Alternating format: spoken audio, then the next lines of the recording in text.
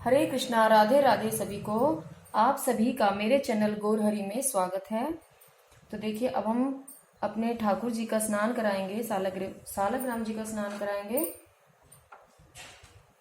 तो आप सभी मेरे साथ मंत्र बोलिए।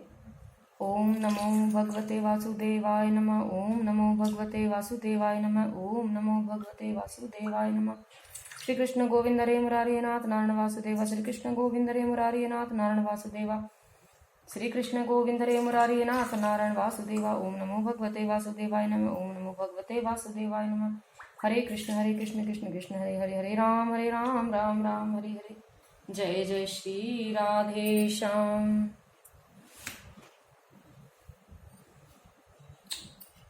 देखिए, ये जो ठाकुर जी का स्नान का जल है, मैंने इसमें गंगा जल डाल लिया है। और ये देखिए, मैं आपको एक बात बताती हूँ कि मैंने कई वीडियो में देखा है कि बताते हैं कि गंगा जल भगवान के स्नान के जल में नहीं डालना चाहिए। तो ऐसा कुछ नहीं है, और आपको भगवान के जो स्नान का जो जल होता है उसमें गंगा जल अवश्य डालना चाहिए। कई वीडियोस में मैंने देखा है बोलते हैं कि क्योंकि गंगा जल इसलिए नहीं डालना चाहिए क्योंकि गंगा जल जो है गंगा मैया जो है भगवान के चरणों से निकली है। तो इसलिए हमें गंगा जल स्नान के जल में नहीं डालना है। तो देखिए, अगर वो गंगा जल भगवान जो गंगा मैया है भगवान के चरणों से निकली है, तो वो मतलब इतनी पवित्र है क्योंकि वो भगवान के चरणों से निकली है। लेकिन भगवान के चरणों से निकलने के बाद वो सीधे भोले बाबा के मस्तिष्क पर गई हैं, जटाओं में समाई हैं। तो वहां जाने के बाद वो और भी पवित्र हो गई हैं। तो इसलिए हमें गंगा जल भगवान के जल में अवश्य डालना है। और इसलिए मैं भी अवश्य, जब भी भगवान का स्नान कराती हूँ तो मैं जल अवश्य डालती हूँ। तो देखिए, हमारे कान्हा जी भी स्नान कर रहे हैं। ओम नमो भगवते वासुदेवाय नमः। ओम नमो भगवते वासुदेवाय नमः। ओम नमो भगवते वासुदेवाय नमः। ओम नमो भगवते वासुदेवाय नमः। देखिए, जब भी हम ठाकुर जी का स्नान कराते हैं तो हमें जो है, एक तो ये शंख आता है और शंख से स्नान भगवान का कराना चाहिए। क्योंकि मैं आज आपको एक बात बताने वाली हूँ कि कई वीडियोस में मैंने देखा है कि जो एक वीडियोस में एक माता जी जो है तांबे के लोटे से भगवान का स्नान करा रही थी। और उन्होंने तांबे के लोटे से स्नान करा रहे हैं, उसमें कोई प्रॉब्लम नहीं है। दिक्कत वाली बात यह है कि उसमें उन्होंने दूध डाला हुआ था।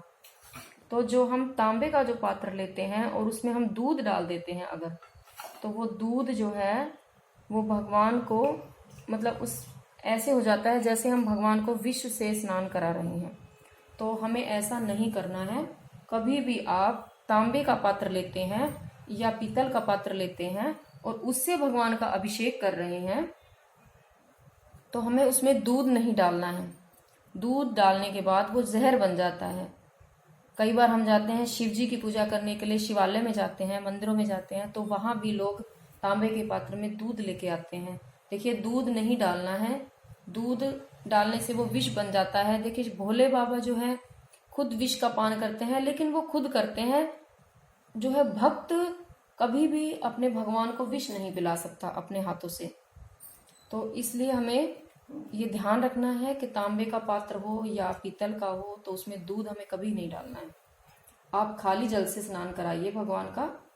जल में आप फूल डाल लीजिए गुलाब के, और गंगा जल डालिए, और तब ठाकुर जी का स्नान कराइए। तुलसी दल डालिए, और क्योंकि तुलसी दल से तो वो जितना प्रिय उनको है, तुलसी दल जितना उनको पसंद है, इतना तो शायद वो किसी से भी नहीं हो सकते। तो मैं यही जानकारी आपको आज बताना चाहती थी। और हमारे अब कान्हा जी ने देखिए स्नान कर लिया है, और अब हम इनको ये वाली माला पहना रहे हैं। तो ये इनके कड़े हैं मैचिंग के, क्योंकि आज वो ग्रीन ड्रेस पहन रहे हैं, तो ग्रीन कड़े हैं, ग्रीन माला है उनकी। और हरे कृष्णा। कभी भी भगवान का आप श्रृंगार करा रहे हैं, कभी भी स्नान करा रहे हैं, तो मंत्र बोलते रहिए, क्योंकि जितना भगवान मंत्र से या कोई भी धुन आप सुनाते हैं, गोपी गीत आता है, गोपी गीत या कोई भी, तो इतना जितना प्रसन्न भगवान, मतलब बहुत ज़्यादा प्रसन्न होते हैं उनसे, भाव के भूखे हैं वो तो सिर्फ भगवान के सामने अगर हम कोई भी गीत गुण भजन सुनाते हैं, धुन सुनाते हैं, कोई भी गोपी गीत है, रुद्राष्टकम है, कुछ भी आप सुनाए, तो वो इतने प्रसन्न हो जाते हैं, बहुत प्रसन्न रहते हैं। तो ये है गोपी चंदन, और अब हम इनको तिलक लगाएंगे। देखिए आज, क्योंकि आपको भी पता है मौसम जो है, मैं बता देती हूँ आपको, हम गुरुग्राम से हैं, और गुरुग्राम में तो यहाँ पर बहुत ज़्यादा बारिश हुई है एक दिन 2 दिन पहले, तो मौसम जो है बहुत ठंडा है। तो अभी मैं इनको गोपी चंदन जो है ज़्यादा नहीं लगाऊंगी, क्योंकि गोपी चंदन यह जो ठंडा रहता है, और भगवान को गर्मियों में गोपी चंदन लगाया जाता है, पूरे शरीर पर भी लेप होता है, क्योंकि वो ठंडक देता है। लेकिन मैं ज़्यादा इसलिए नहीं लगाऊंगी क्योंकि अभी मौसम ठंडा है, तो हल्का सा इनका मस्तक पर लगाऊंगी गोपी चंदन, और ये सालग्राम जी को लगाऊंगी। जय मेरे सालग्राम जी।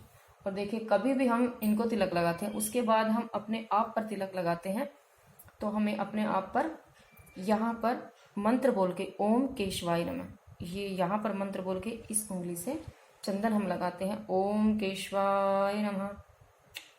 यहाँ गले पर ओम गोविंदाय नमः।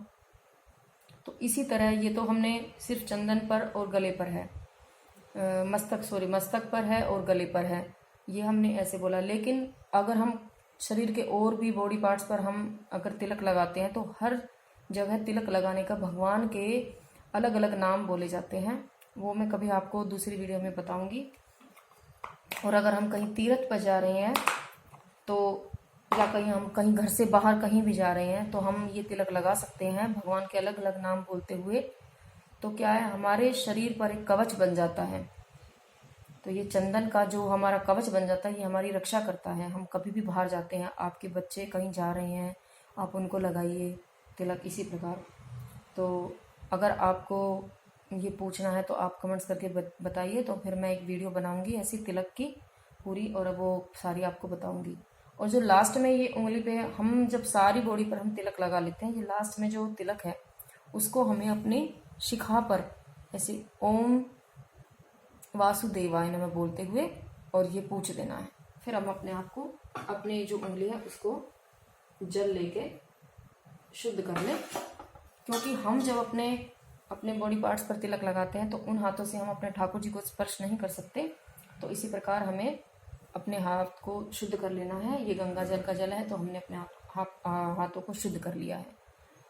तो आज के इस वीडियो में इतना, और हमारे ठाकुर जी का स्नान हो गया है, श्रृंगार हो गया। अभी मैं उनको आपको एकदम सामने से दर्शन कराऊंगी। उससे पहले मैं एक बात और आपको कहना चाहती हूँ कि कल 26 तारीख है, कल एकादशी है, और कल हमारे मतलब मेरा बेटा है, उसका जन्मदिन है। तो मैं आप सबसे प्रार्थना करना चाहती हूँ कि आप सब मेरे बेटे के लिए आशीर्वाद दीजिए, और आशीर्वाद यही दीजिए कि वो ठाकुर जी का भक्त बने, ठाकुर जी की सेवा करे। वो 11 साल का हो गया है, अभी छोटा है, वो कल 11 साल का होगा। और तो आप सब उसको आशीर्वाद दीजिए, आशीर्वाद रूप में कमेंट्स करके उसको ज़रूर प्रभु से प्रार्थना करना कि वो स्वस्थ रहे और ठाकुर जी का भक्त बना रहे, और ठाकुर जी की कृपा सदैव बनी रहे। हे मेरे गिरधर गोपाल आपकी जय हो, हे गिरधर गोपाल आपकी जय हो। हे गोविंद, मेरे सभी यूट्यूब चैनल के जो सभी मेरे सदस्य हैं उन पर भी कृपा करना, हे गिरधर उन पर भी कृपा करना, हे राधा रानी आपकी जय हो। तो आइए मैं अब आपको मेरे कान्हा जी सालग्राम जी के दर्शन कराती हूँ। ये देखिए, ये मेरे केशव का आज का श्रृंगार है, और उन्होंने स्नान कर लिया है, तिलक की सेवा भी हो गई है। ये मेरे शालग्राम जी है, और अब हम उनको उनकी फेवरेट चीज़ देते हैं, तुलसी दल, जिनसे वो बहुत प्रसन्न रहते हैं। हे केशव जी तुलसी दल स्वीकार करो मेरे कान्हा, मेरे गिरधर तुलसी दल स्वीकार करो मेरे कृष्ण कन्हैया। हे मधुसूदन, जय श्री सालग्राम जी भगवान तुलसी दल स्वीकार करो मेरे गोविंद।